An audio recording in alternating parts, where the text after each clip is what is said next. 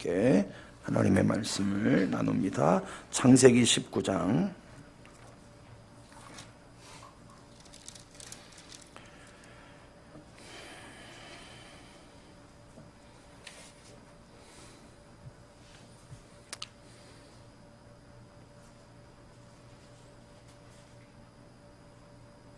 창세기 19장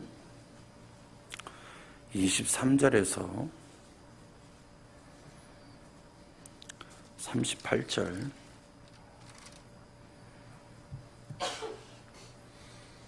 창세기 19장 23절에서 38절 같이 또박또박 천천히 읽어내려갑니다. 롯이 소알에 들어갈 때 해가 돋았더라. 여호와께서 하늘 곧 여호와께로부터 유황과 불을 소돔과 고모라에 비같이 내리사 그 성들과 온 들과 성에 거주하는 모든 백성과 땅에 난 것을 다 엎어 멸하셨더라. 롯의 아내는 뒤를 돌아보았으므로 소금 기둥이 되었더라. 아브라함이 그 아침에 일찍이 일어나 여호와 앞에서 있던 곳에 이르러 소돔과 고모라와 그 온 지역을 향하여 눈을 들어 연기가 옹기 가마의 연기같이 치솟음을 보았더라. 하나님이 그 지역의 성을 멸하실 때 고롯이 거주하는 성을 엎으실 때에 하나님이 아브라함을 생각하사 롯을 그 엎으시는 중에서 내보내셨더라. 롯이 소알에 거주하기를 두려워하여 두 딸과 함께 소알에서 나와 산에 올라가 거주하되 그 두 딸과 함께 굴에 거주하였더니 큰딸이 작은딸에게 이르되 우리 아버지는 늙으셨고 온 세상의 도리를 따라 우리의 배필이 될 사람이 이 땅에는 없으니 우리가 우리 아버지에게 술을 마시게 하고 동침하여 우리 아버지로 말미암아 후손을 이어가자 하고 그 밤에 그 딸이 아버지에게 술을 마시게 하고 큰딸이 들어가서 그 아버지와 동침하니라. 그러나 그 아버지는 그 딸이 눕고 일어나는 것을 깨닫지 못하였더라. 이튿날 큰딸이 작은딸에게 이르되 어젯밤에는 내가 우리 아버지와 동침하였으니 오늘 밤에도 우리가 아버지에게 술을 마시게 하고 내가 들어가 동침하고 우리가 아버지로 말미암아 후손을 이어가자 하고 그 밤에도 그들이 아버지에게 술을 마시게 하고 작은딸이 일어나 아버지와 동침하니라. 그러나 아버지는 그 딸이 눕고 일어나는 것을 깨닫지 못하였더라. 롯의 두 딸이 아버지로 말미암아 임신하고 큰딸은 아들을 낳아 이름을 모압이라 하였으니 오늘날 모압의 조상이요 작은딸도 아들을 낳아 이름을 베남미라 하였으니 오늘날 암몬 자손의 조상이었더라. 아멘. 마침내 소돔성에 심판이 임합니다. 다행히 그 맹렬한 심판 가운데 롯의 가족은 그나마 부끄러운 구원을 받게 되죠. 롯의 가족이 파멸을 면할 수 있었던 이유를 굳이 두 가지를 들려고 한다면 첫 번째는 아브라함의 중보기도 덕분이요. 두 번째는 16절에 기록되어진 것처럼 하나님의 자비로운 사랑 때문이라 할 수 있을 것입니다. 롯의 가정은 우여곡절 끝에 그 성으로부터 이끌어냄을 받습니다. 멸망으로부터 구원을 받게 된 것이죠. 17절을 보면 이런 구절이 있어요. 그 사람들이 그들을 밖으로 이끌어낸 후에 이제 하나님의 이끌어냄을 받은 롯의 가정은 뒤돌아보지 말고 빨리 멸망의 도시를 멀리 빠져나가기만 하면 됩니다.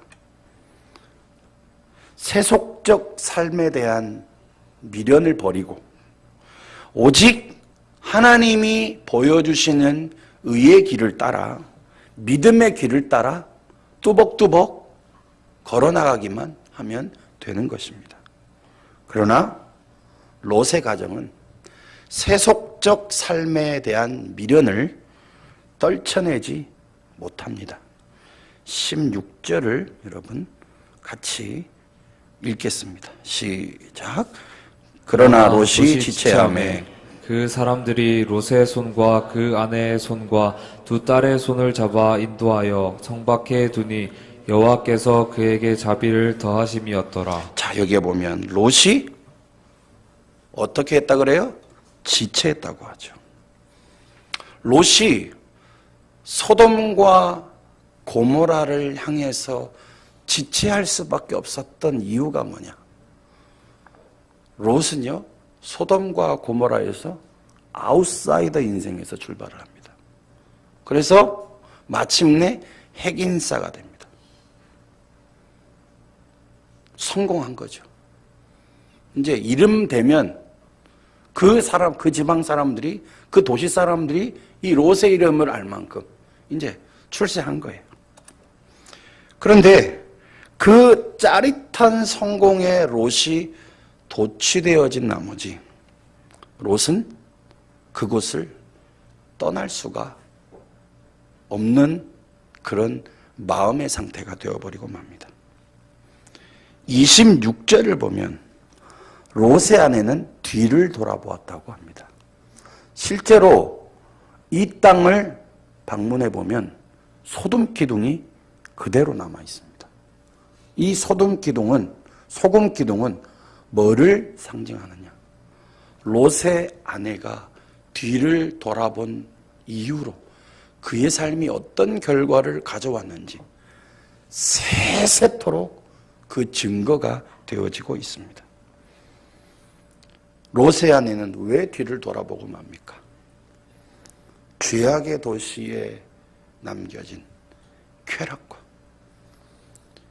그의 인생의 가방에 계속 차곡차곡 쌓여놓은 부요의 불꽃놀이가 너무나 화려하고 너무나 사랑스러웠기 때문에 그것을 놓을 수가 없었던 것입니다.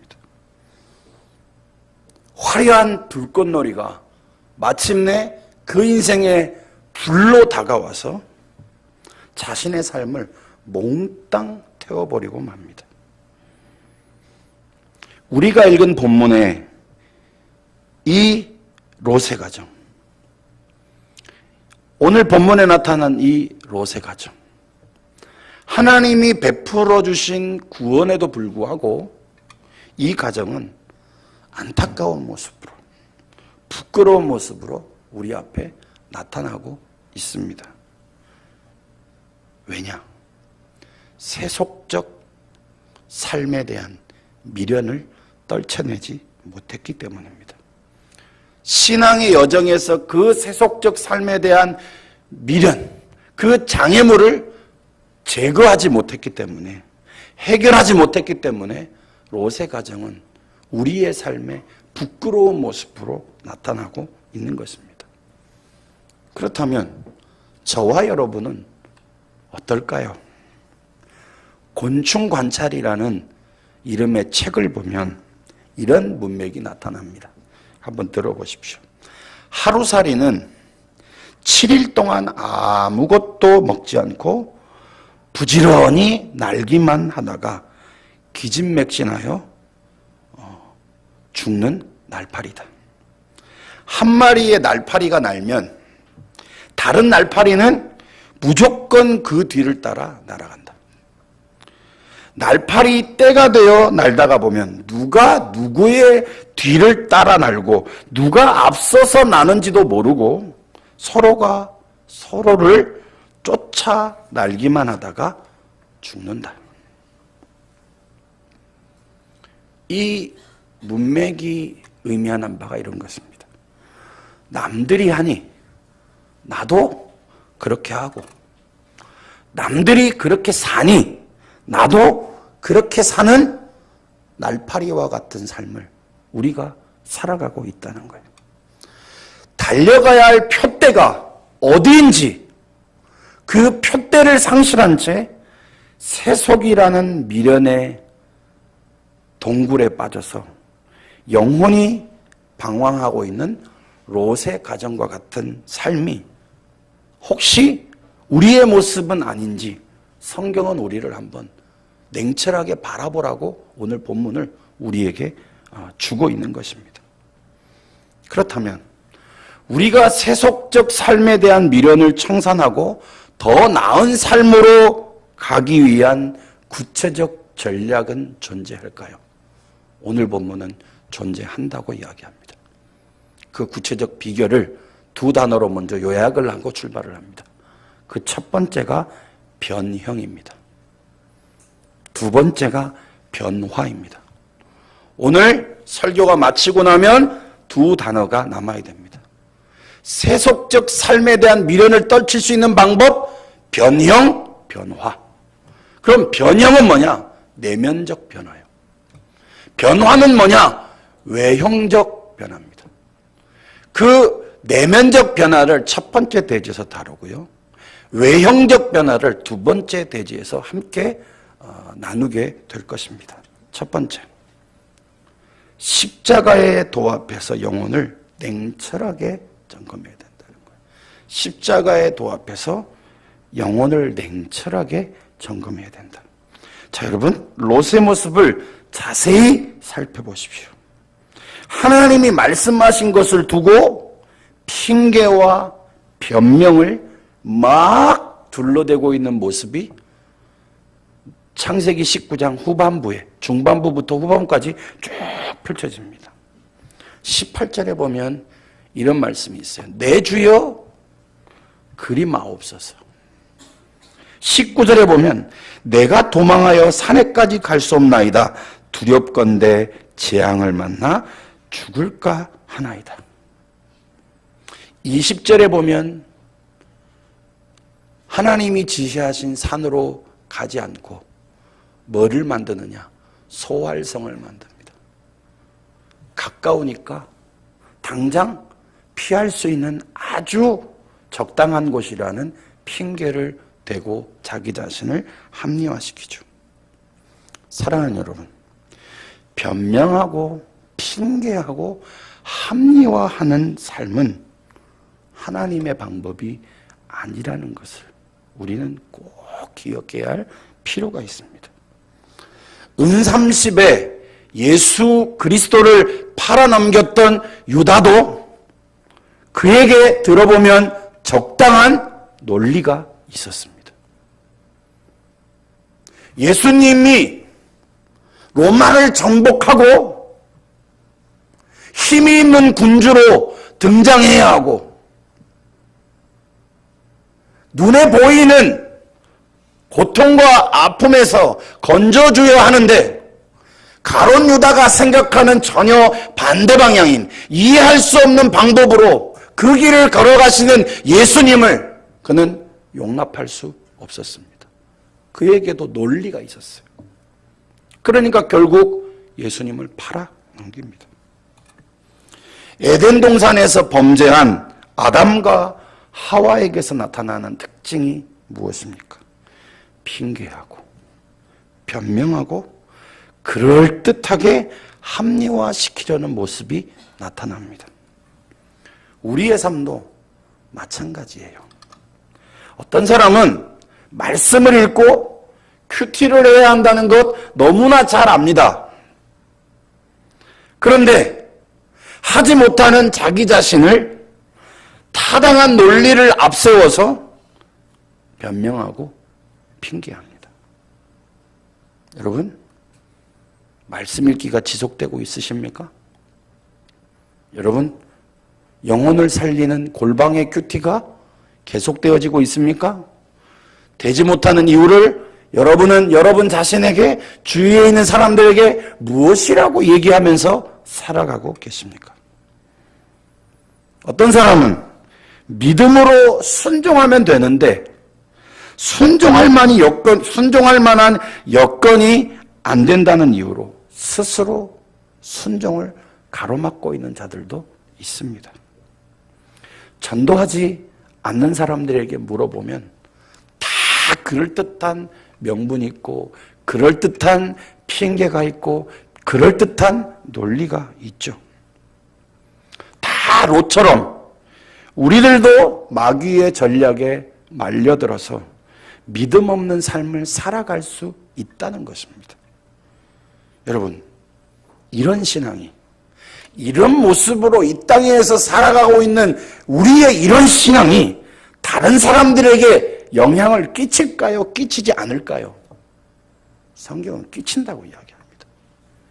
자, 오늘 본문에 어떻게 영향을 끼치는지 보십시오. 사위들이 나오죠. 그 사위들이 소돔과 고모라가 멸망당한다 이야기를 들으니까 거기에 대한 반응이 뭐였습니까? 롯의 말을 농담처럼 여겼더라. 저는 걱정이에요. 우리 아들놈이 며느리를 데리고 왔는데 그 며느리가 시아버지의 말을 농으로 여겼더라. 어우, 생각만 해도 끔찍합니다. 다행히 지금까지 우리 딸은 시집은 안 가겠다고 하던데. 아이고, 우리 딸이 신랑을 데리고 와가지고 결혼을 해서 하는데 하나님의 말씀을 농으로 여긴다. 돌아버립니다, 완전히.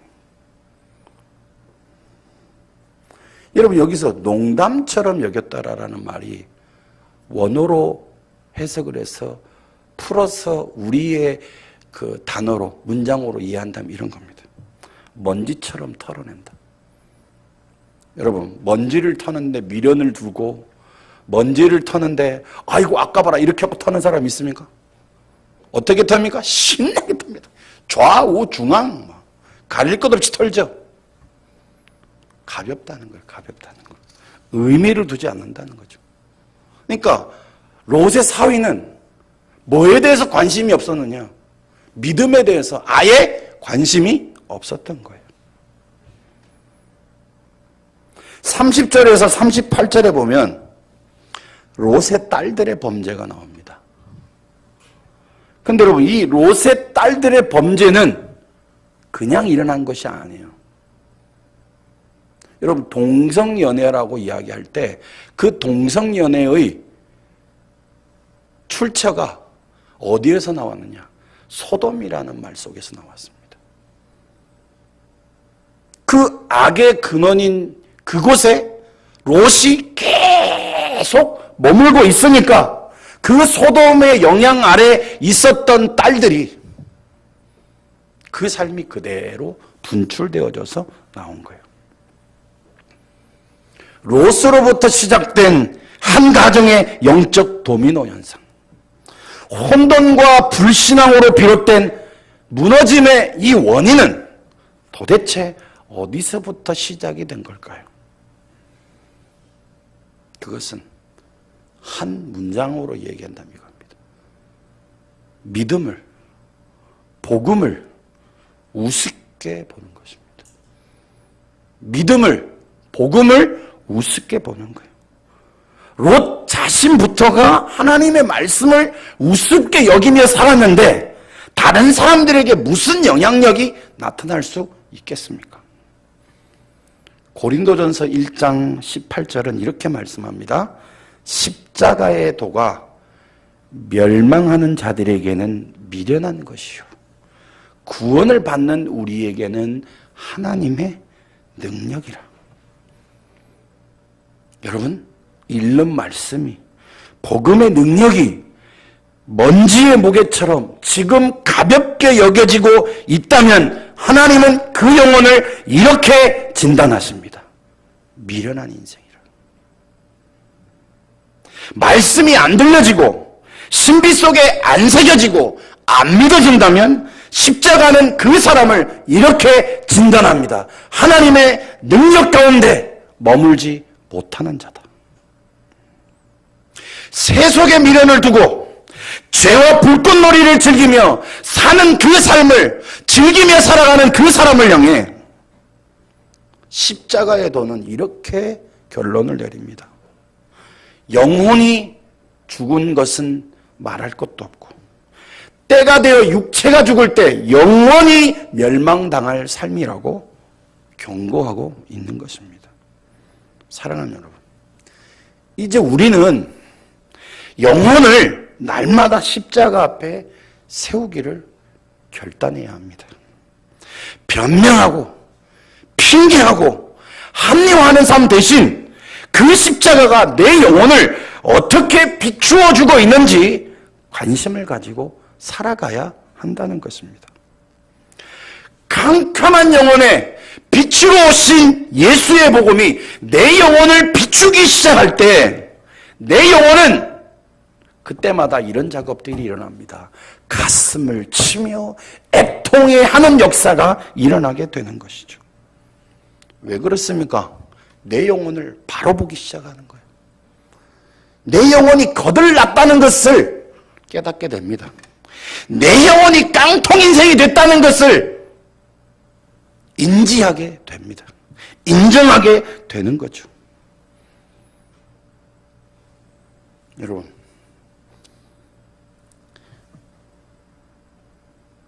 거지처럼 살아가는 인생들이 배가 고프면 그 배고픔을 해결하기 위해서 체면을 생각하고 과정을 생각하고 환경을 생각하면서 구걸합니까? 어떻게 하죠? 한 끼를 해결하기 위해서 생명을 걸죠. 마찬가지입니다. 내 영혼이 깡통 인생이 되고 내 영혼이 거들났다는 영적 거지 인생이라는 것이 내 영혼 속에서 파악되어지고 증명되어지고 인정되어지는 순간 그 사람은요, 하나님의 은혜에 목말라하는 그런 영혼으로 다시 세워져 가기 시작하는 것입니다. 메마른 대지에, 그 메마른 대지와 같은 심령에 성령이 말씀을 통해 영혼의 장맛비를 뿌리실 때 은혜의 물줄기가 콸콸콸콸 내 영혼 속에 흘러가는 참 기쁨을 누리게 된다는 것입니다. 이럴 때 세속적 미련에 대한 모든 장애물들을 떨쳐버리고 새로운 삶을 시작할 수 있다는 것을 여러분 믿으시기를 바랍니다. 두 번째, 첫 번째는 내면적인 부분을 다뤘다면 두 번째는 외면적인 부분을 다룹니다. 변화, 믿음의 삼겹줄을 형성하라는 거예요. 믿음의 삼겹줄을 형성하라. 롯의 가정이 구원을 받는 데 있어서 뭐가 결정적 역할을 했다고 했죠? 아브라함의 중보기도. 사실 롯은요, 아브라함이 하나님을 향해 놓지 않고 꽉 잡은 기도의 줄 때문에 은혜를 입은 자입니다. 자, 여러분 잘 보세요. 18장에 보면 아브라함이 소돔과 고모라를 위해, 롯을 위해 간절하게 끈질기게 기도합니다. 그러고 난 뒤에 기도한 제목을 까마득히 잊어버렸느냐? 아니라는 거예요.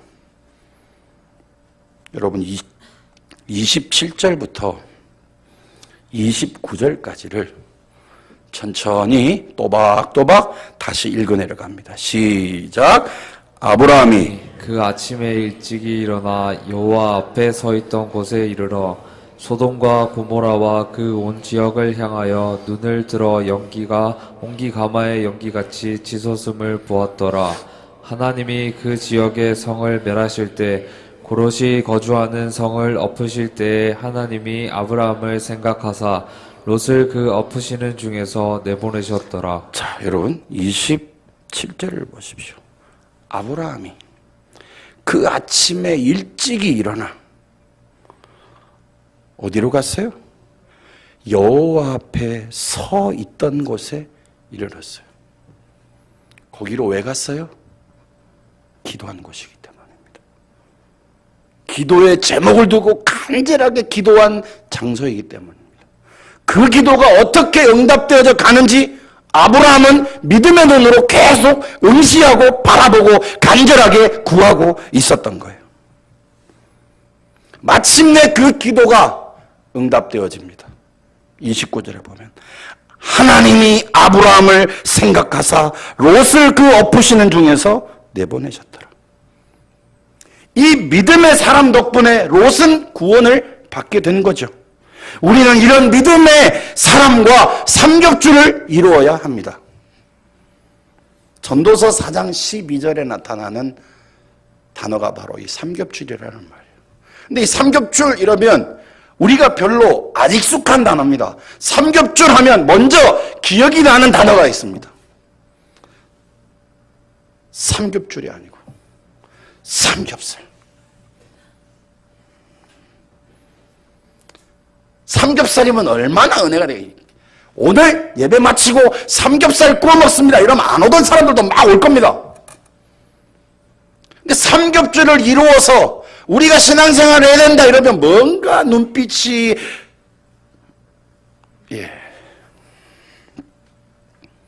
여기서 삼겹줄이라는 말이 무슨 뜻이냐?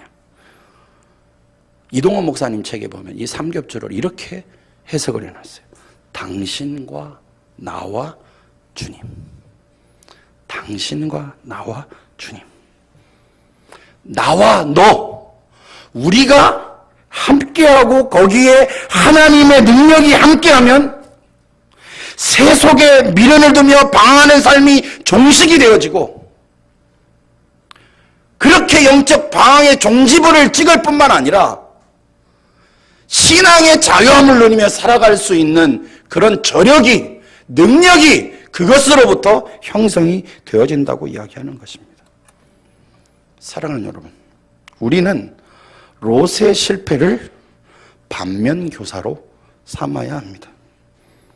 그는 믿음의 삼겹줄 동지인 아브라함에게 돌아갈 기회가 여러 번 있었어요. 그 결정적 기회는 언제입니까? 성공을 빌미로 롯은 소돔을 동경하다가 결국 그 땅으로 들어갑니다. 그런데 그 땅이 정쟁에 휘말리고 드디어 전쟁이 터지죠. 그래서 그 소돔이 전쟁에서 패합니다. 롯도 그 전쟁에 패하고 포로로 잡혀가는 신세가 됩니다. 그 포로가 되어져서 앞으로의 인생은 이제 장담할 수 없는 위기 상황에 직면했을 때 누가? 아브라함이 길렀던 318인을 데리고 기습전쟁을 감행합니다. 그래서 롯을 탈출시켜요. 그런데 여러분, 이때 롯이 아브라함을 통해 이때 구원을 받았을 때, 도움을 받았을 때 사실은 롯은요, 소돔에서 짐을 싸서 다시 약속의 땅으로 돌아와야만 했어요. 그런데 그 절호의 기회를 놓칩니다. 그때부터 롯은 서서히 영혼의 미끄럼틀을 타고 내리막길로 치닫기 시작하는 거예요. 그런 실수를 우리도 할 수 있어요. 그렇게 사랑하는 여러분, 믿음의 삼겹줄 동지를 우리는 만들어 가야만 합니다. 먼저 건강한 교회 공동체 구성원들이 서로 믿음의 삼겹줄 동지가 되어가야 해요.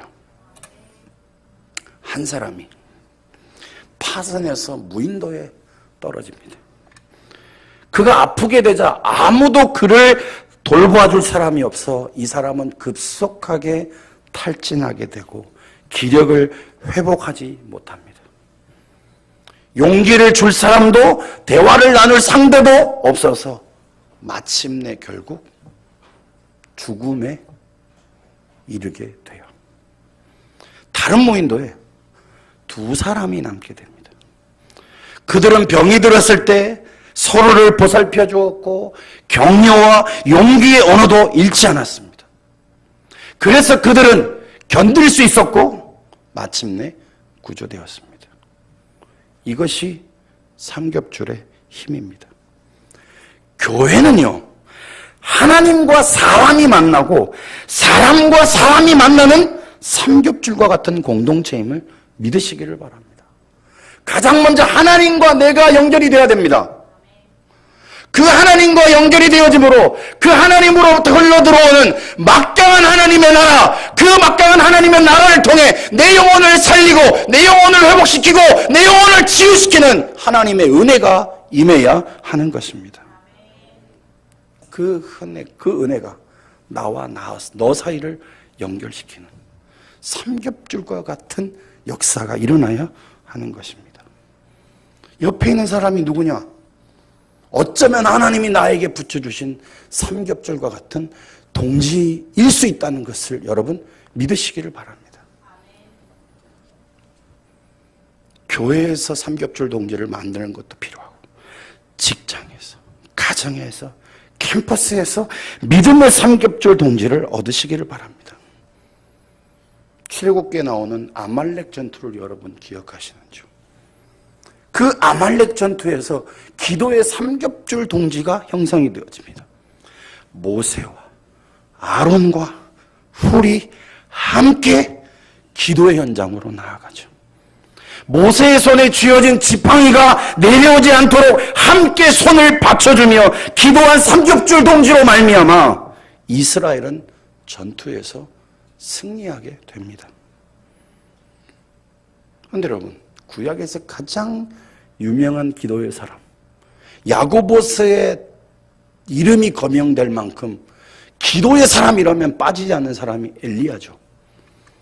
엘리야가 850대 1의 영적 전투를 싸웁니다. 혼자 맞짱 뜬 거예요. 어떻게 됐습니까? 이겼어요. 그런데 이긴 다음에 뭐가 나오느냐? 탈진이 되고 영적으로 침체가 됩니다. 왜요? 홀로 있었기 때문입니다. 혼자였기 때문이에요. 사랑하는 여러분, 직장생활 속에서, 캠퍼스 생활 속에서 서로에게 신앙의 힘이 될 수 있는, 서로를 위로해주고 서로를 위해 기도해 줄 수 있는 믿음의 삼겹줄 동지를 만들어 가시기를 주님의 이름으로 축복합니다. 자, 모여라. 밤 8시 우리가 게임을 통해서 만나는 시간이야. 너 이거 하나, 나 이거 한다. 야, 잘 됐네. 일주일의 모든 시간을 게임하면서 서로가 희희낙낙거리고 너와 나는 동지야. 웃기지 마십시오. 그 사람들은 다 세월이 가면 다 잊혀진 인생들이 됩니다. 근데 누가 남느냐? 신앙으로 함께 울고 웃었던 사람들이 결국 남아요. 그런 사람을 동력자로, 기도의 삼겹줄 동지로 삼으시기를 바랍니다. 직장 생활 속에 스트레스 받고 어렵고 고통스럽고 화나고 오늘도 때려치울까 맨날 여기 뭡니까 안주머니 속에 사직서 쓰고 언제든지 나는 그만둘 준비가 돼 있어. 이렇게 막 떠벌리면서 다니는 삶이 아니라 내가 위기가 오고 내가 스트레스를 받으면 내 손을 잡아줄 사람이 바로 너가 돼야 돼. 너는 나를 위해 기도해주는 사람이, 너는 나의 위로자야, 너는 나의 격려자야 라는 사람들을 만들어 가시기를 주님의 이름으로 축복합니다. 가정에서 부부가 서로에게 믿음의 삼겹줄 동지가 되어야만 합니다. 바라기는 자녀와 부모가 서로 믿음의 삼겹줄 동지가 되어지기를 간절히 소원합니다. 제가 담임 목회를 하면서 하나님이 저에게 주신 가장 큰 축복을 말한다면 제가 아들과 신앙의 이야기를 하고 교회를 위해 함께 기도하자고 이야기할 수 있는 신앙의 동지를 얻었다는 것. 이게 저에게 있어서 담임 목회 시작한 이후에 가장 큰 축복이라고 이야기할 수 있습니다. 이게 신수성가의 축복 아닐까요? 부모와 자녀가 만나서 으르렁거리고 세대 차이가 난다느니 말이 안 통한다느니 열받는다더니 그것을 해결할 수 있는 최고의 방법이 뭡니까? 서로 삼겹줄 동지가 되어지는 거예요. 자녀는 부모에게 기도를 부탁하십시오. 그럼 부모는 자녀의 머리에 손을 얹고 하나님의 축복을 구하십시오. 은혜를 구하십시오. 그 영혼의 삶에 하나님의 역사가 일어나도록 간절히 구하십시오. 응답될 것입니다. 하나님께서 그 영혼을 이끌어 가실 것입니다. 우리의 예배 현장에 믿음의 삼겹줄 동지가 이 예배 시간에 만들어져 가는 역사가 일어났으면 좋겠어요. 제가 대전에 세미나 갔었을 때 저에게 큰 감동과 도전이 되는 장면이 있었어요. 그게 뭐냐? 수요 예배 시간이에요. 수요 예배 시간에 다른 교 같으면 수요 예배 많이 안 모입니다. 근데 청년들이 한 1000명이 모였어요. 청년들만, 아무도 안 노래죠. 청년들만 1000명 정도가 모였어요. 근데 아주 특이한 모습을 발견했습니다. 어느 누가 시키지도 않았습니다. 목사님이 나와서, 부교육자가 나와서 여러분 이 시간부터 우리가 함께 기도하겠습니다. 이게 아니에요. 딱 30분 전에 옆에 있는 사람의 손을 잡고 서로가 서로를 위해서 간절하게 막 부르짖는데 예배당이 막 진동하는, 내 영혼이 따라서 진동을 느끼는 그런 은혜를 경험했습니다. 우리 교회 공동체도 좀 이런 일들이, 예배드리는 그 현장에 이런 일들이 좀 있었으면 좋겠어요. 같이 와서 손을 잡고 기도 제목을 나누고 어떻게 살았는지를 물어보면서, 안부를 물어보면서, 앞으로 살아갈 일주일을 바라보면서, 문제를 바라보면서 서로가 서로를 위해 눈물을 흘리고 기도할 수 있는, 샬롬을 구할 수 있는 그런 신앙의 동력자가 된다면 그 신앙은 흘러넘치게 되어 있습니다. 사랑하는 여러분, 롯의 가정은 신앙의 여정에서 세속에 대한 미련이라는 장애물을 극복하지 못함으로 말미암아 회복의 은혜를 누리지 못했습니다. 오늘 제가 설교를 시작하면서 곤충 관찰이라는 책의 일부를 소개하면서 시작한 것을 여러분 들으셨을 거예요. 날파리처럼 남이 그렇게 사니 나도 그렇게 산다는 식으로 세속의 미련을 둔 채 서로가 서로를 앞서거니 뒤서거니 무의미하게 따라가는 스카이캐슬과 같은 그런 사람들이, 그런 사람들로 때를 지어서 살아가는 프로테이지가, 그런 인생 속에서 섞여 사는 그런 사람들의 프로테이지가 87%래요. 오직 13%의 사람들만이 이 질문을 던지면서 산답니다. 어떻게 하면 더 나은 길로 나아갈 수 있는가? 그 질문을 던지면서 구체적 전략을 실행하면서 살아가려고 몸부림친다고 합니다. 여러분, 우리는 어떻습니까? 87%입니까? 13%입니까? 여러분은 지금 뜬구름 잡는 이야기를 하고 있습니까? 내 삶을 어떻게 의미 있게 하나님 앞에서 살아갈 수 있는지를 가지고 고민하고 아파하고 눈물 흘리며 말씀 붙잡고 살아가고 계십니까? 우리 모든 건강한 교회 성도들이 13%의 인생들이 되기를 간절히 소원합니다. 그 구체적 전략, 방법을 2가지로 말씀드렸습니다. 첫 번째, 변형.